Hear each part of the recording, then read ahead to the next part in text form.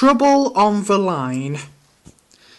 The museum people were as good as their word. Thomas went at once into the workshop, where his buffer beam was soon straightened and a new buffer bolted on.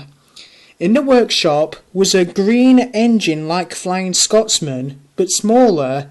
He was called Green Arrow. My brothers and I were built to run fast goods trains, he said, but we did it so well that they let us pull expresses too in the end. Now I'm the only one of my sort left.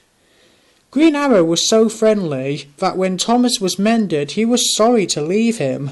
But back at the Great Railway Show he was thrilled to see, instead, one of Stepney's brothers, Boxhill, an engine he remembered from the old days. Thomas was moved to a special position. "There's no doubt about it," said his driver. "You're a star attraction."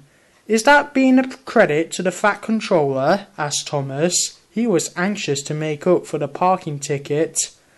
One morning, Thomas's driver arrived in great excitement. "We're to give rides on the demonstration line," he said. Thomas was delighted.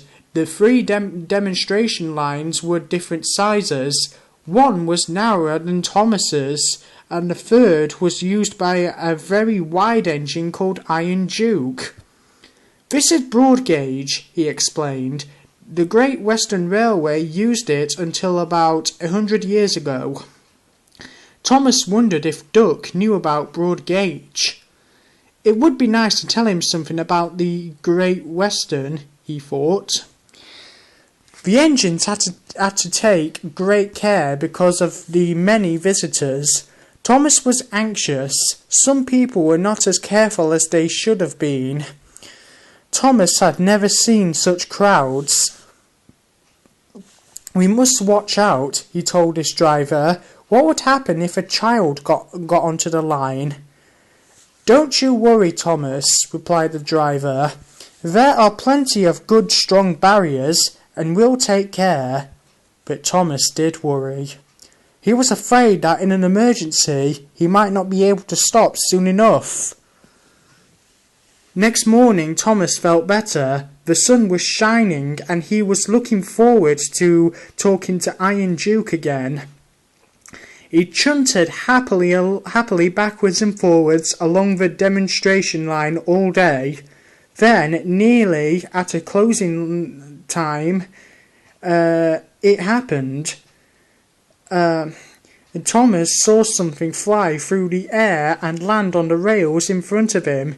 His driver saw it too. He put the brakes hard on. "Peep, peep, peep," whistled Thomas in alarm. "I must stop, I must." Thomas shuddered to a halt, and a great cloud of steam wheezed noisily from his cylinder cocks. But he couldn't stop before he hit the bundle.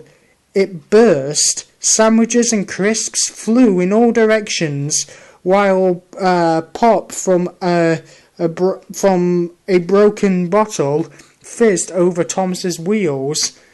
In the crowd, a child, frightened by the steam, cried loudly. "I want to go home, Mummy, now!" screamed the child. "You noisy great engine!" shouted his mother, waving her fist at Thomas. "I'm going to see the manager!" "Oh dear," thought Thomas. "That's not the way to be a credit to the Fat Controller." "You did very well," his driver comforted. "What a relief it was only a lunch pack and not a child on the line." The fireman was inspecting Thomas. "Hey, look at this," he called. The driver went to see. "You damaged your brakes when you stopped suddenly," he told Thomas. "No more work until they're fixed, I'm afraid. Never mind, if the people here today have learned that engines can't stop at once, that's a good thing." Thomas hoped they had.